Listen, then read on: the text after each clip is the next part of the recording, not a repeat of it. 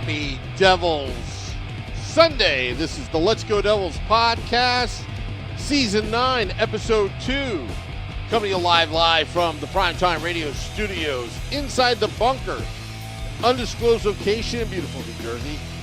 To the highest point of the Garden State, cross-continent to the Michael J. Fox studios in Beverly Hills, California.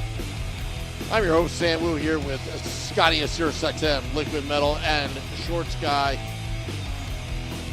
Preseason is underway of the 2025-26 NHL season. Good morning, good afternoon, good evening, wherever you are. Little early. A little bit. We were so anxious to get on air. Our normal 9 p.m. Yeah. But this is not the Giants are on Sunday Night Football edition of the Let's Go Devils podcast at all. No, not at all. Not that Beer Baron's not here. Not that he isn't putting his kids to bed or anything, Sure. Yeah. Right. Yeah. That's what's happening. But he wants to watch the Giants. We all know the truth. Yeah. We all know. Nikki's probably doing something, and he's holding the two kids in two arms, while she's building a fortress in the backyard. I think she's holding the kids as well, actually. Yeah. Yeah. That seems more accurate. Well, hello everybody. I see we got some people chiming in there on the old YouTube. So welcome everybody. How you doing? Yeah, we got a game today. Other than the New York Football Giants. New Jersey Devils. A little preseason action going on. At the Rock, taking on the Rangers. They did lose 5-3. But it's preseason. Who cares? But saw some good things from a couple of guys that are most likely going to be on that ice a whole lot this season. In Paul Cotter and Gritsuk. He's a bigger kid than I thought. Yeah, and when they showed him, the first time I saw him on camera, because I was doing some stuff this afternoon since the Giants, I don't know if you guys knew the Giants were playing at 8:20 tonight, so I was taking some time to do a couple things in the afternoon as the Devils were on, because apparently the Giants are on at 8:20. And when they first showed him, and the side of his arm, and I'm looking at his number, I'm like, 31. I don't know if anyone's had that since Chris Terreri. He's wearing number 31. And then he continued to turn around. I'm like, 81. Okay. Oh, 81, yeah. Makes a lot more sense. However, it is preseason, so you do see some odd numbers out there with the preseason games. You see numbers you're not used to seeing, in general, and numbers you're not used to seeing on players, playing at a position or whatever. So it was quite the thing to see that. But yeah, that was my initial reaction on him, and I was like, yes. I should think before I make a decision on that. Well, he factored in on Devils goal number 2 and number 3 for this game, and both of them were very pretty plays. The first one, some transition game happening from the Devils' defensive zone. Him and Paul Cotter, going up the ice, little give and go, and Paul Cotter, man. Those mitts of gold came out once again as he takes this pass in traffic from Gritsuk on the backhand to the forehand, and you think he's going to roof it, but then he kind of goes low, far side away, just straight up nasty looking goal. And that was pretty damn nice. But then you get the Devils on a power play. I think it's in the third period. And again, Gritsuk they kind of got the little triangle going. Okay, and Gritsuk is on one of the sides in the face-off circle, and he takes another give and go there. Pass to the point, pass back, and he rifles one glove side with authority. And again, we know it's preseason. But still, for, getting the news recently about Stefan Noesen being injured.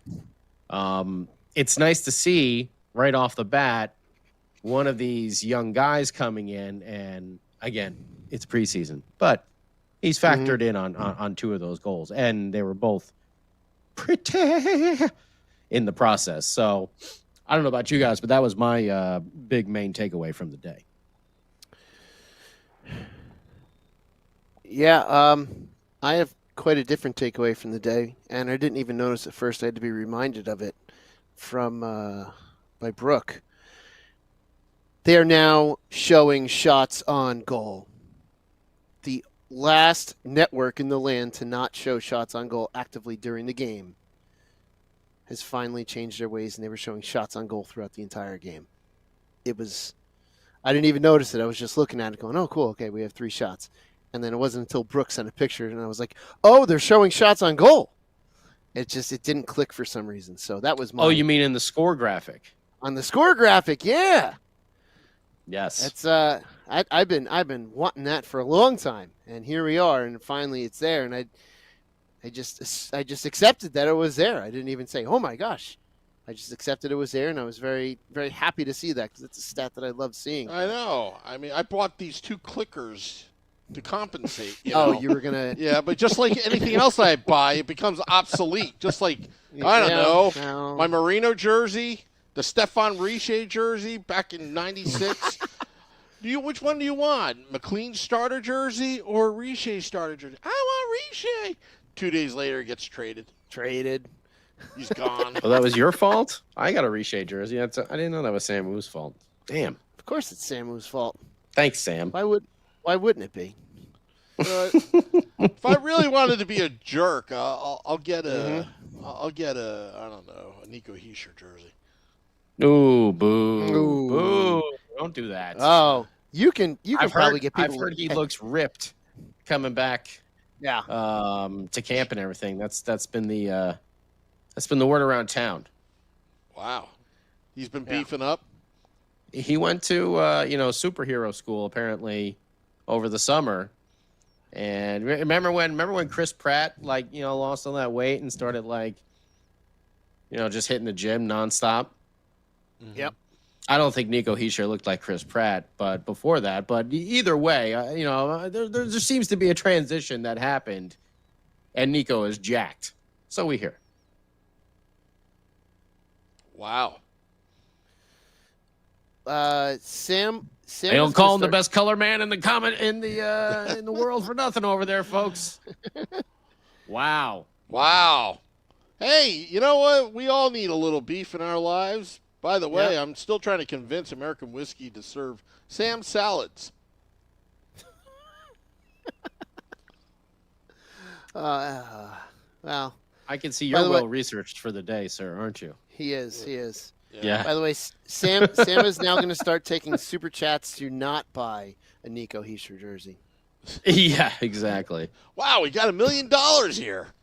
Yeah. Well, that's $1 million closer to our jet. Inflation. It's now $70 million to buy one of those things. Well. Anyway.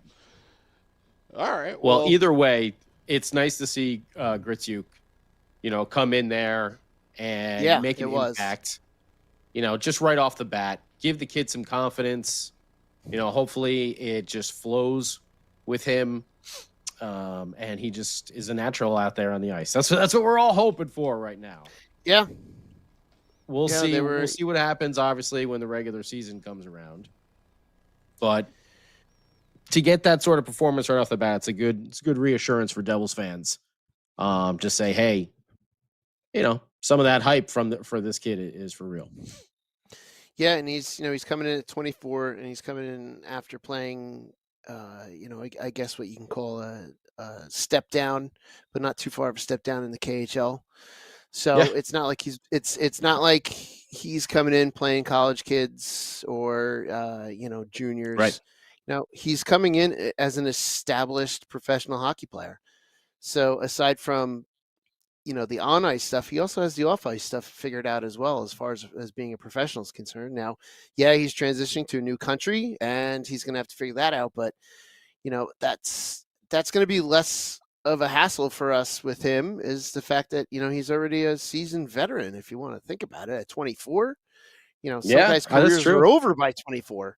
I know, right? This guy's a veteran to this point. This reminds me of almost like Jordan Love and actually Aaron Rodgers before, and Patrick Mahomes, where they sat on the bench for like 2 or 3 years and watched this other quarterback play, and then when they came in, boom, they were ready. They were ready to roll. Yeah. Yeah. And I just want to point out Tom Dermody, great stat. I didn't even catch that because I didn't really see all of the game. I was just kind of watching the highlights. 45 hits today, 10 of them by Paul Cotter.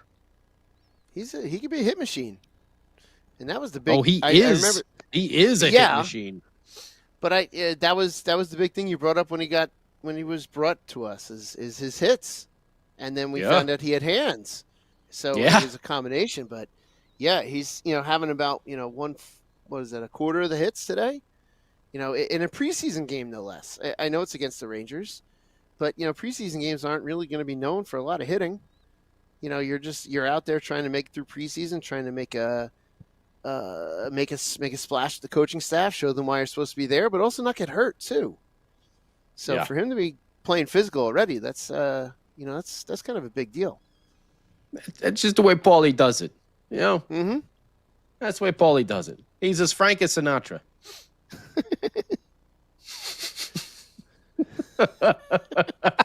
Oh, Sam, I got a chuckle out of Sam right there. Okay. There you go. Sam's alive. What's up, Sam? What about Frank the Tank? All right. He's as frank as the Tank as well. Wanted to make sure. American Whiskey. The official home game We'll bar be there. Or the Let's Go Devils Come on podcast. down. Yeah. Yeah, we will be there. It'll be right across the street. Anytime you go to the Devils game, just you can do a little bar hopping right down over there. But make sure you stop into American Whiskey and say hi to us. It's okay if you want to, pop around to the different spots. We get it. But just don't forget to come say hi. Yeah. You can do your hopping before 6 o'clock. Just make sure you're at American Whiskey by 6. You can do all kinds of hopping, between 4 and 6. But be at American Whiskey by 6. And offer me a pizza. See, this is why Sam's here. Sam's here for the food. For no other reason. For no other reason. And, why don't you buy me a pizza while you're at it, okay? There you go. Now we had a nice night.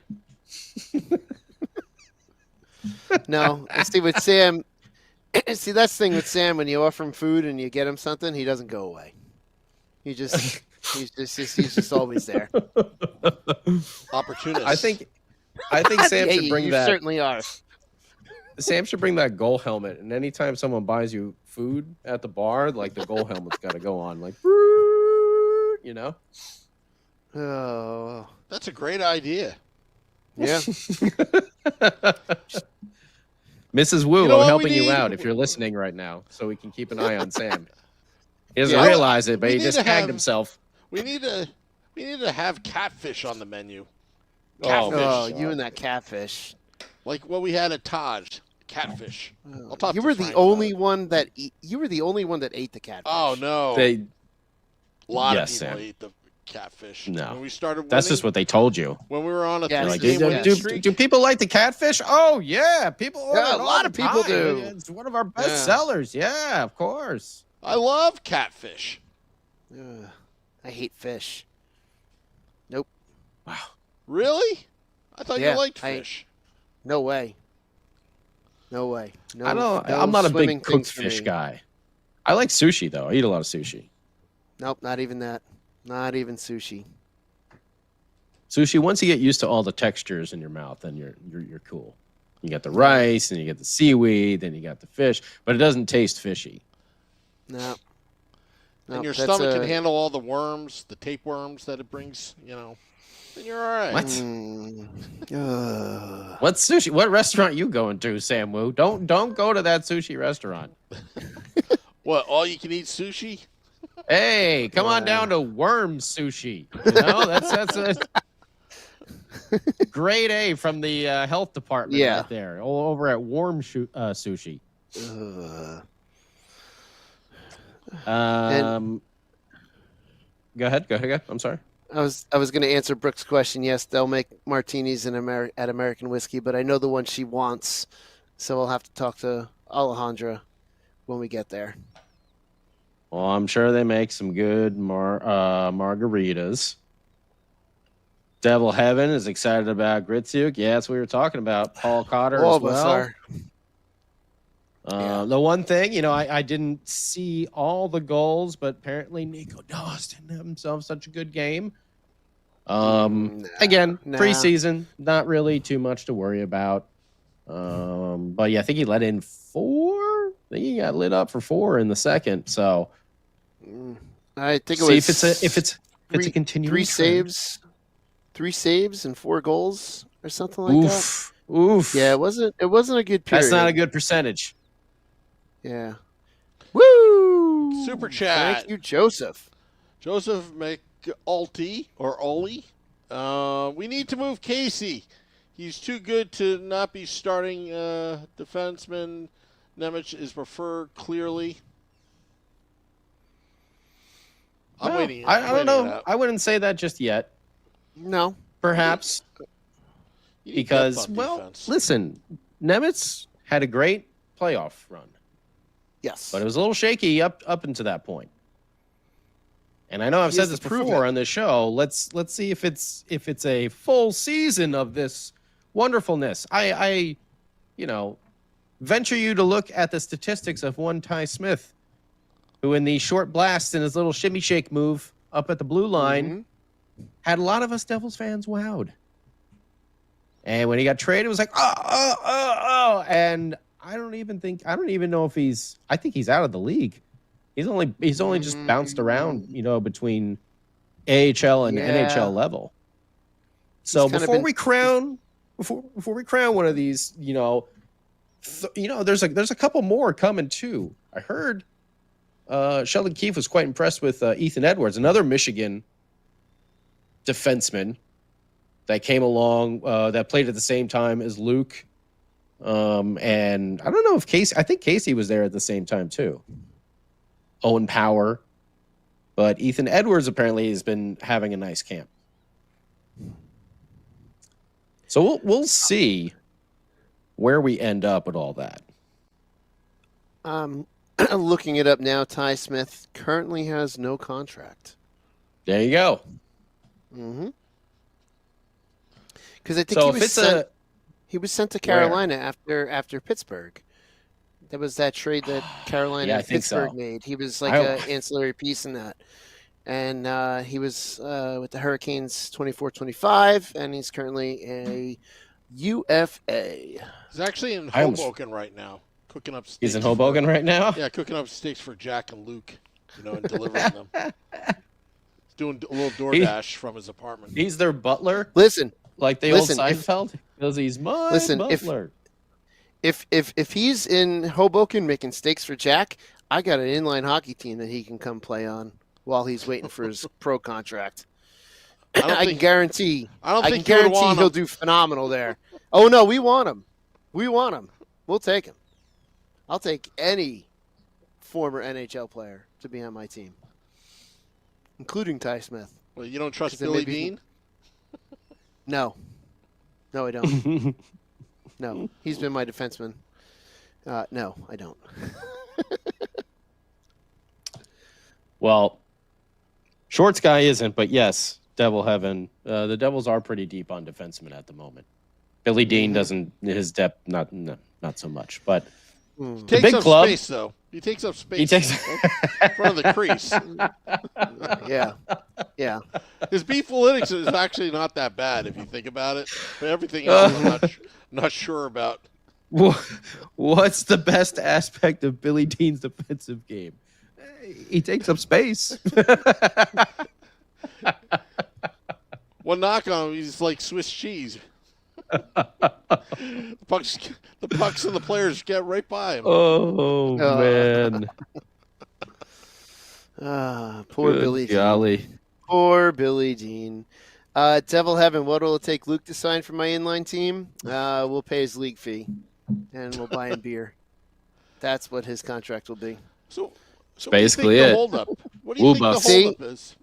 See, Brooke just answered it as well. The only thing that we can offer is an IPA and impending failure, which is always a dark cloud over our team. And Billy Dean blocking out. Billy Dean's on a whole other team, so Luke would actually be playing against Billy Dean. Oh, okay. Yeah. Well, we're hoping to see a contract for Mr. Luke Hughes in the relative near future. We've been hearing some reports, about them being close, about them seeming to be settling somewhere in the 6 to 7 year deal. Then Elliot Friedman was saying, hang on, that's not accurate. So some misreporting happening, but it seems like there's been a lot of dialogue going on, which is a good thing. Yeah. That there hasn't been, I'm not talking to you and I'm not talking to you. I'm out of here, So it seems like the dialogue, it's very important that it has been continuing like this. Yeah, and I feel like that because it was so quiet that everyone's fear was there was no discussions going on. But it seems like they have been discussing they haven't been able to yet come to a decision. And you want them to make that the player wants to make the right choice for him. The organization wants to make the right choice for them. And it's better they're both happy, or at least both mostly happy with the contract, and continuing to talk versus signing some kind of a crap deal either on our end or their end. And then there's resentment. There's resentment on the player side for not getting enough. There's resentment on our side, the fan side, for looking like, oh man, why there's so much being given to one player. So I'd rather them be talking and hashing it out than not. Okay. Well, thank you for the super chat number 2 from Joseph. Woo! I love to donate to channels I like. Thank you very much, Joseph. Yes, Do you very foresee much so. Palat being off the books this season? Well, if you donate some more, I can get a Palat jersey, 2 for 1. Get rid of both Palat and that jersey out of the New Jersey Devils organization, and then you get the best of both worlds. Any jersey I buy, the guy's on. His career's over. See you later. Yeah. Mm-hmm. Yep. Travis and Jankowski, that's another one on the Mets. I got his jersey. He's gone. And we just found out, and Twitter, have your day with this, but Sam Wu is the reason why Richer was traded, because he got his jersey, a starter jersey, no less. Doug Mikheyevich on the Mets. Mike Cameron. He left. Mikheyevich. Oh man. Yeah. Well, I will say that I do foresee that happening. As long as Palat plays decent, there will be some team. But again, he's got a no trade or no movement. So I think it's like a 10 team.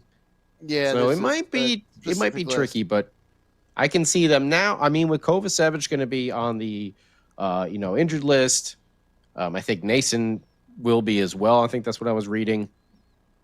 They'll have enough salary cap room for the time being where Fitzy doesn't have to complete a trade at this moment due to long-term injured reserve.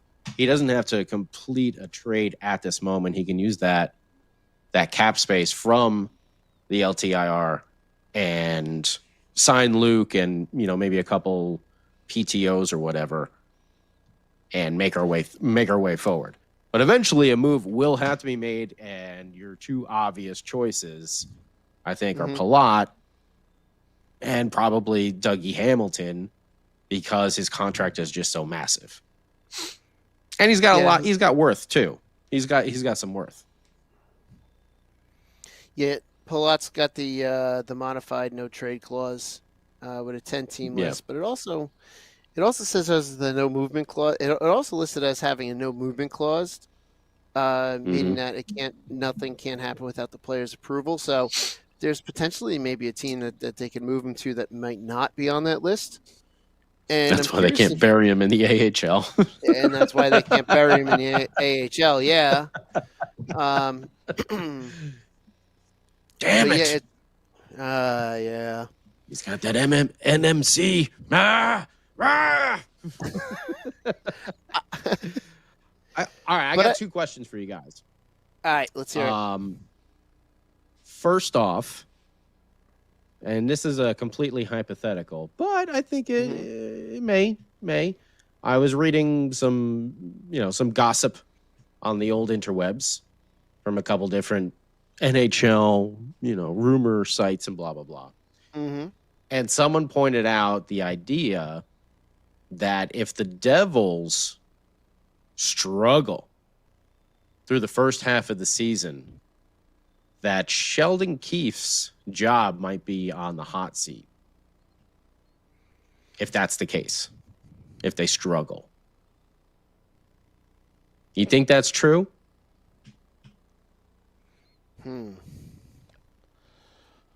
No. 99.9%, but I would say the 0.1%.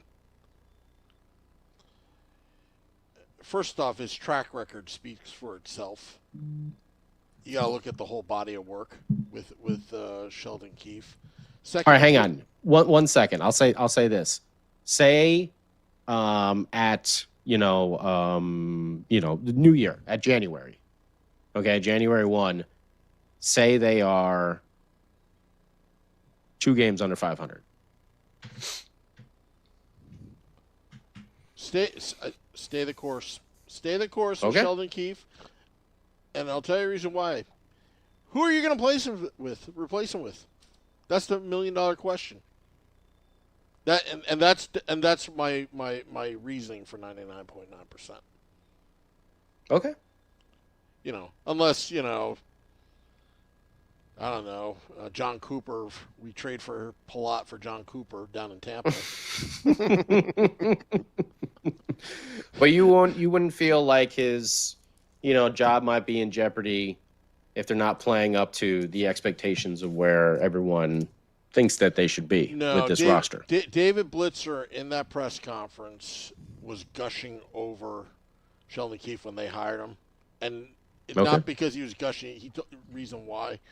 He followed his career since major juniors, and he knew a lot about Sheldon Keefe. Not that he was like, normally David Blitzer would be reading off a cue card, like he had it right in his head why.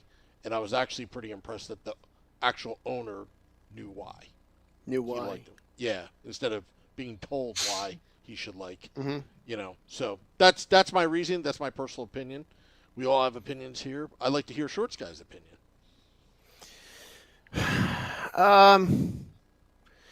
You know what, Sam? I like your thought with. Okay, so let's say. So you disagree? I'm kidding. Yes and no. Yes and no.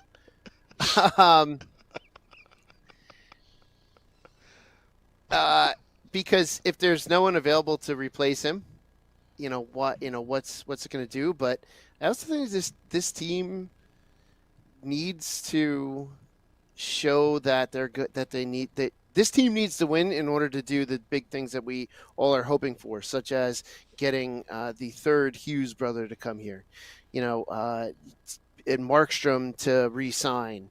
And we have to do well. We have to win. And yes, it's also on the players, but it's also on Sheldon Keefe. But at the same time, if there's no replacement, then you got to do something.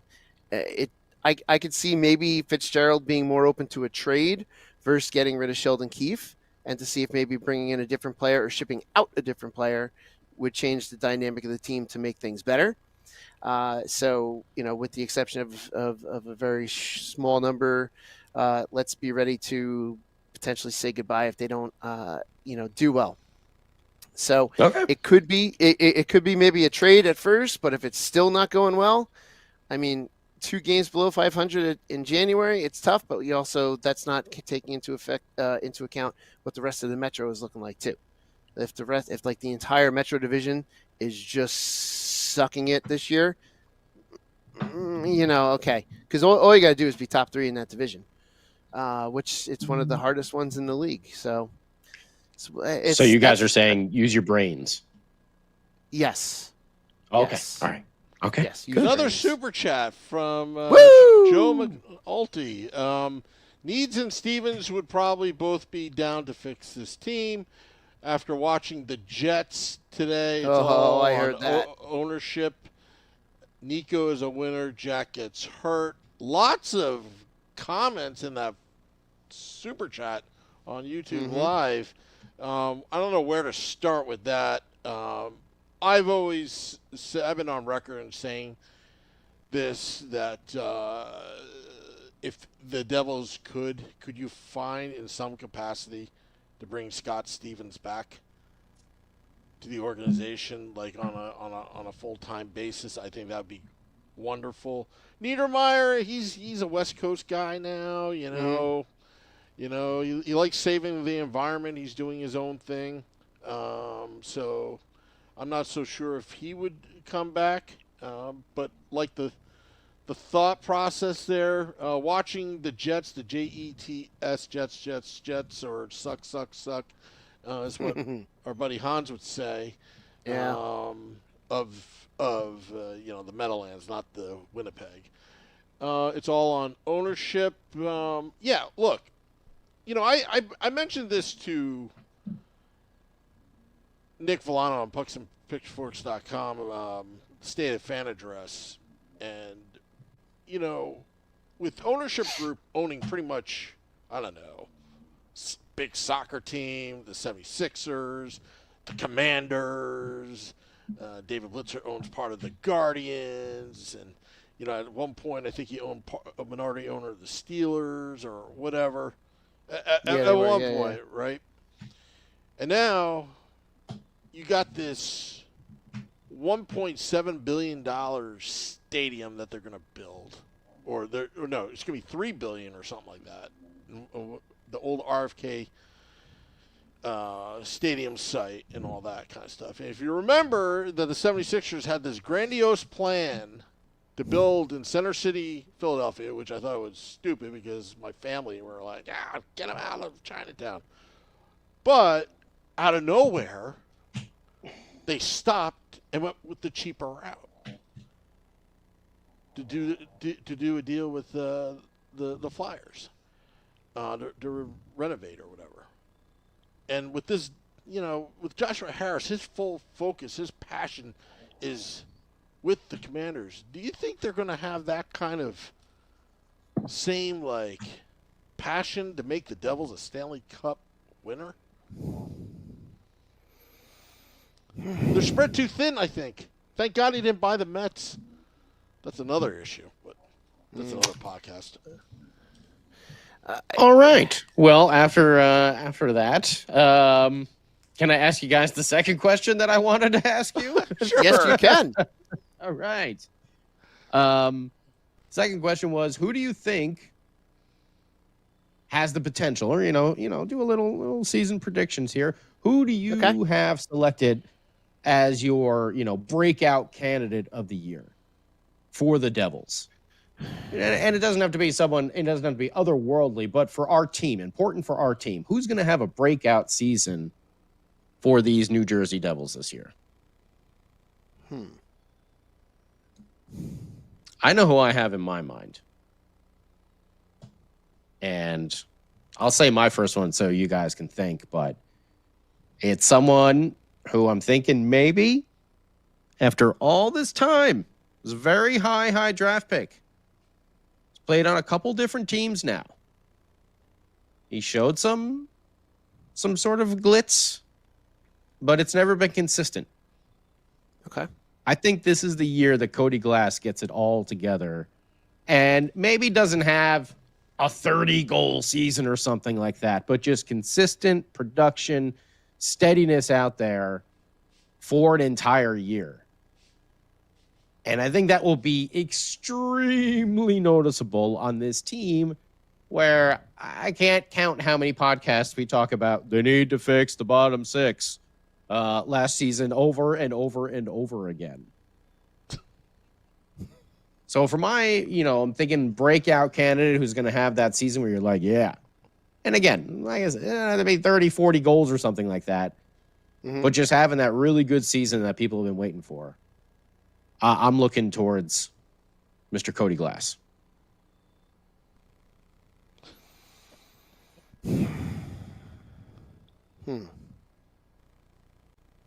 And That you was- two on YouTube, by the way, if you want to chime in. Yeah, you guys can chime in. I'm trying to think. that was my answer, but now I Yeah. can't use Cody Glass because then Sky's going to accuse me of plagiarism. Here on Well, this I podcast. already, we know that's true. Yeah, But it you can happens. take Joseph McCauley's. He says there's an easy one. Yeah. He says it's Gritsuk, which is definitely Well, that's what everyone really wants to see. it could be Paul Cotter. It could be him Mhm. because he's playing for a big contract, a longer term deal.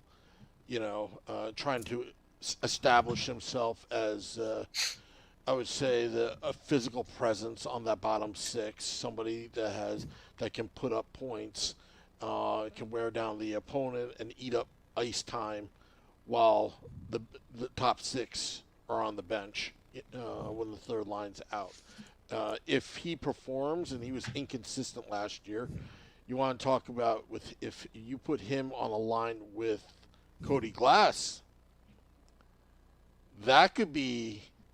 I wouldn't mind co-winners of that breakout, where they complement each other. One's physical, one's very talented down the middle. You have Cotter on the wing and Cody Glass. It could potentially be a nice third line that Fitzy's been wanting for a very long time now. I think the only time they ever really rolled consistently four lines was that record-breaking season that they had a few years ago when they had 112 points and they were healthy. But since then, it's been very inconsistent, that bottom six, unfortunately. But when they are consistent, like they were the first 3 months of last season, before Nate just had to pull off that Oscar performance of dying on the ice, and then all hell broke loose and the team went down. Jay Snow says Timo. I was thinking that. Ooh. I was thinking AJ Visco says Dawson Mercer.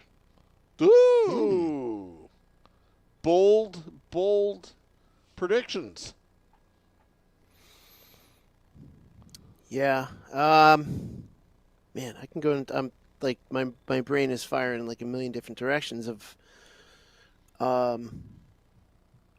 really kind of want to throw an odd one out there Go for it. and a breakout season in a very odd way. Jack hits 82 games played. Okay. That would be a breakout for him because he's never done it before. No, I was just looking just as you and Sammy were talking just to, the highest that he's played is close to 78, but he hasn't, he's played 62 the last two seasons, and we need Jack. And 78 was the highest. Other than that, it's 62 or lower for every other season, with the exception of that one season he played 78. Because if we're going to do well in the playoffs, we need Jack there. We need a healthy Jack Hughes, and he wants Quinn to come. He said he wants to play with Quinn. And I know a lot of people were talking about that interview, like, he didn't say where. It's like it's one of those questions where, if any of us were to be asked, would you love to play for a professional sport with your sibling? The answer is probably yes. In some capacity. It's he was being No, vague. I don't want want to play with my brother. Vague. Yeah, he was being vague because you have to be vague, because it's a no-win situation. If he's vague, people are going to lose their minds. If he's specific, people are going to lose their minds. So he's. But yeah, breakout season. Jack Hughes plays. I'll say 80 games. I'll amend that. 80 games. Okay. 80 games, and then because we need him for the playoffs. I'm putting the mark at like 34. I'm managing, 34 what? Games Games. played. Yeah, I'm Games? just managing my expectations, so I'm not disappointed. That's So if he plays 35, then I'd be happy. Joe again with the super chat. Cotter is underrated, and he's skilled and just gets put on bad lines. That's what he says. AJ Visco of the law offices of AJ Visco says, Sam, are you gracing Tampa with your presence? LOL. I'm assuming you're referring to that October 11th game. I would say I'll give it a 5% chance, only because I got that Go Wild unlimited flights, Frontier Airlines. Take a direct flight from Trenton Airport, where Amelia Earhart and Charles Lindbergh used to fly out of, and go straight down to Orlando or Tampa. And maybe I'll see you there. But there are blackout dates, and unfortunately there's blackout dates because it's Columbus Day weekend. I'm not unable to use that pass, so I'd actually have to spend money to go down.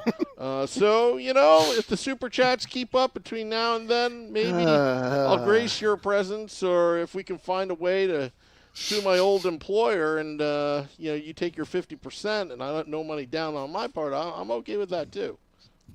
Doesn't Frontier have that whole fly your own plane promotion, Yes, you yes, can do they that, do. Sam.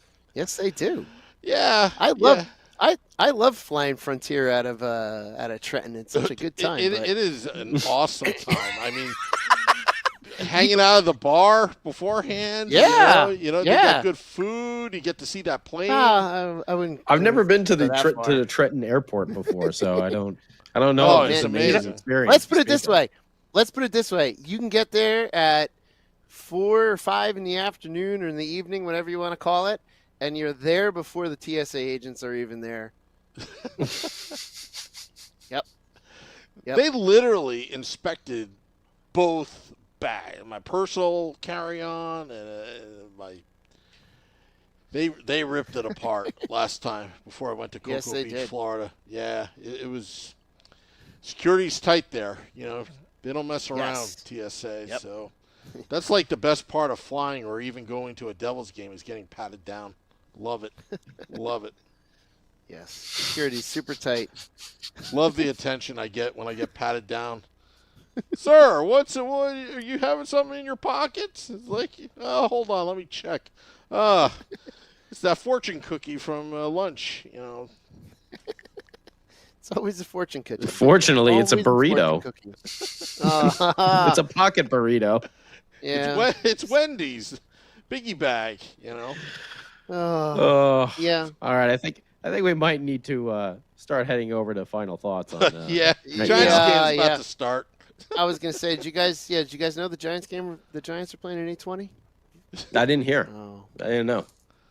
Yeah, What a coincidence. I froze. we might come I back on froze. when they're down like 40 to nothing. I don't know.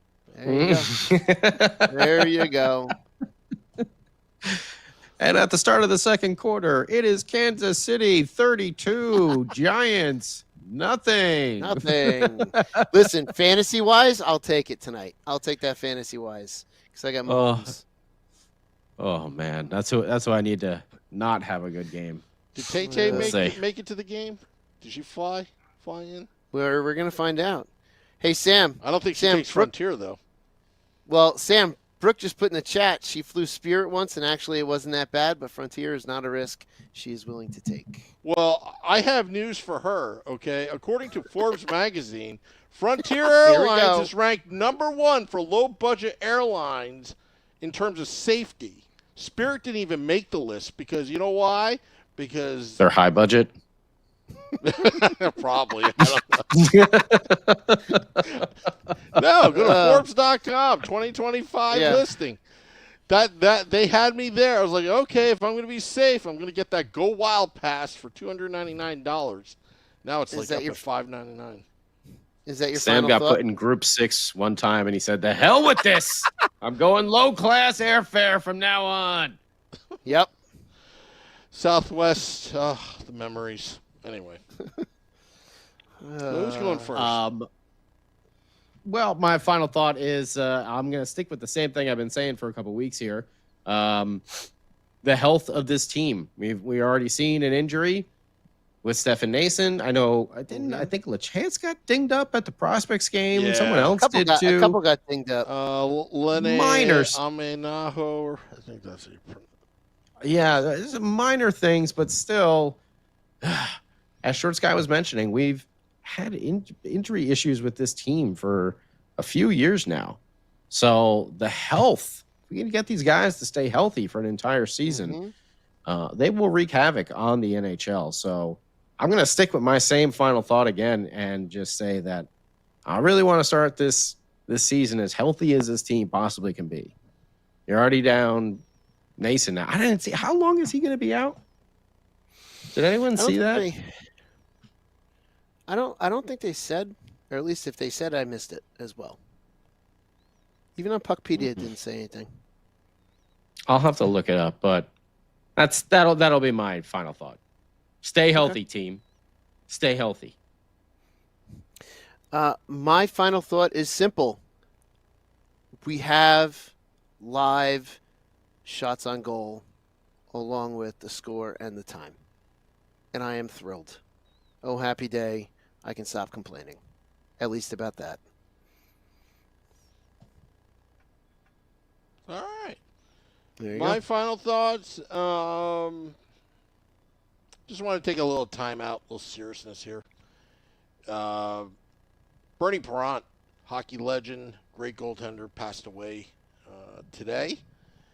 I had the privilege of meeting Bernie Parent years ago, about 5-10 years ago, when Bill Clement was, he was on Bill Clement's show, interviewing I was producing. And every time I saw Bernie Parent, very charismatic. He's obviously very popular down in Philadelphia. But when he talked to you, he always made you feel good. He was always positive. He was ambassador of the game. And, he made you feel special where he was only talking to you in the room when everybody else is clamoring to get his picture, autograph, or whatnot. And he always obliged and was always nice to the fans. So we talk about Marty Brodeur being a legendary goaltender, and Bernie Parent when he beat Bernie Parent's regular season record at the time back in 2007. Rest in peace, Bernie Parent. It was a real privilege and honor to meeting you. So that's my final thoughts. Nicely said.